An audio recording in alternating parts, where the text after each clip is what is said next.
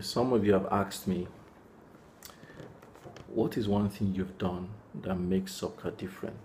What is one decision you've taken? I recall someone sent me a message to say, how did you grow soccer from scratch to viral? And so this entire week is all about that conversation. How do you pick up an idea, conceptualize it, and grow it? How does it become profitable for you? So in this 5-day session, we're going to be sharing one thought per day. There are so many other things, but then let's take these 5 days as our first priority. The first thing I would like to talk with you today is about the people that govern your business. You see, one of the things we don't take seriously is governance, corporate governance. How do you govern your business? We believe that I own the business, it's my idea. Anyhow I run it is fine. All the income is mine. All the networks are mine. All the opportunities are mine. So we run our ideas and businesses as ours. And that is not wrong in itself. There's nothing wrong with that.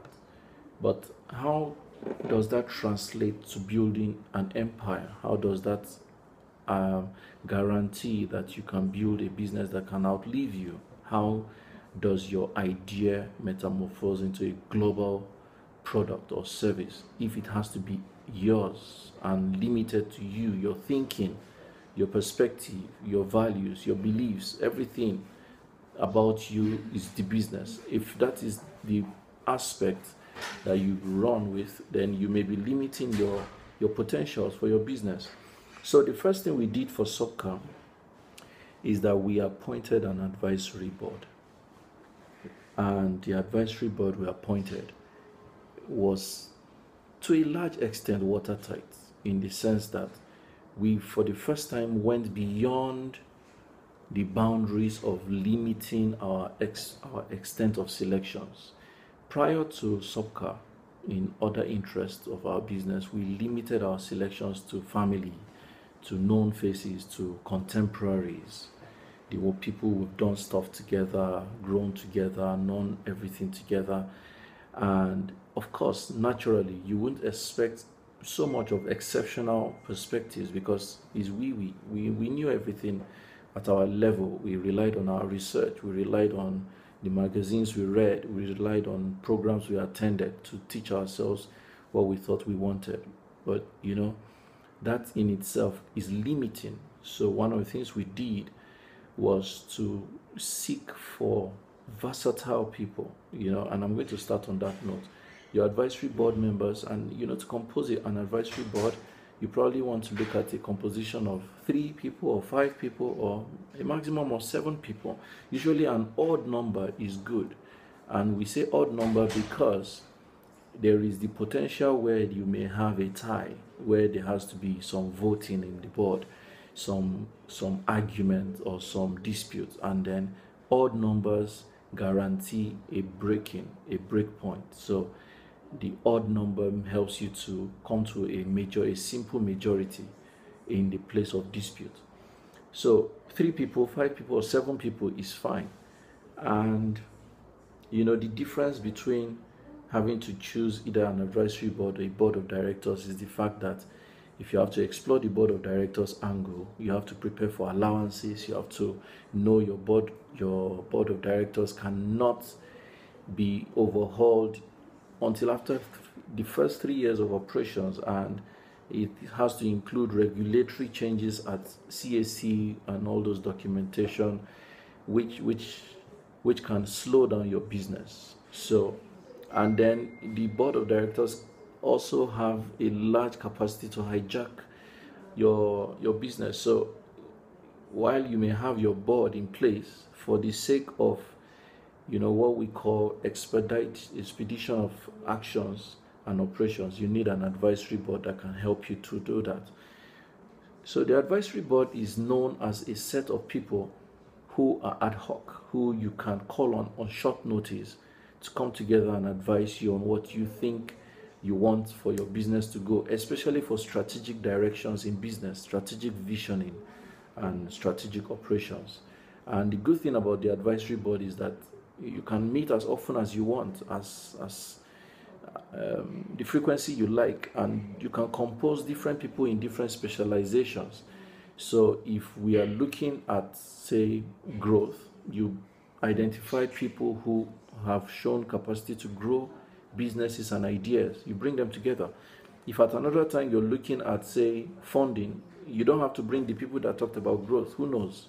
You may find one or two people who are very good with investor management or investor searching and scouting. Bring them on board and you're game. So the advisory board is a good thing because it's flexible. Helps you to compose of the people that you really need part-time, depending on the strategic direction you're going, part-time. And these people do not have to be on your board permanently. They can just come, sit with you, check you out, your ideas, brainstorm with you. And the good thing about them is that you need to find people who don't owe you any apology. They tell you to your face what you need to know. They don't feel threatened by your success. They are not afraid of telling you what you need to understand. They are not yes members. They are not subject to your feelings and emotions. They don't need your money. So it's good for you to find people who are very experienced in their own businesses, people whom you can rely on their sense of judgment, you can rely on their capacity, you can rely on their networks, you can rely on their sense of responsibility. So it's good to find such kind of people and bring them to share with you. And then you need to be vulnerable, which is a very rare thing. You have to be ready to open your mind, open your books and say, this is where I am. I need you to take me forward. I need you to tell me what I'm doing wrong or right. So you need to find people who are vast and versatile. 3 years experience, 5 years experience, 7 years, 10, 15 years, good. It's very good. Find them and bring them on board once in a while to share with you what they think about what you're doing. And it's a good thing for you to allow a versatile advisory board member to be your chair in your business. Why do I say so? From my experience and from the experience of people I've related with, when you're the chairman of your own business, you seem to molest or abuse the opportunities that come your way. But if you see yourself as an appointed CEO, it gives you some level of responsibility. So you know that I have a chairman who supervises me as a CEO, and it sounds like and looks like I can be fired. Once you have that understanding, it helps you to stay on top of your own game, and your business will grow exponentially. So it's very important to find people who have results, find people who have antecedents, find people who can tell you real stuff, find people you respect, you admire, and you like, find people whose results stimulate you to do better, find people who you know that when they tell you A, not because they need you to smile, but because A will work. And when you find such people, make them strategic people in your business. At the minimum, make one of them your chairman. And forget it. You will realize that your business will have a sound footing, sound capacity, and you're ready to fly. This is the idea for day one. I'd like you to pay attention to these words, regurgitate on them, and then let's hook up at 10 p.m.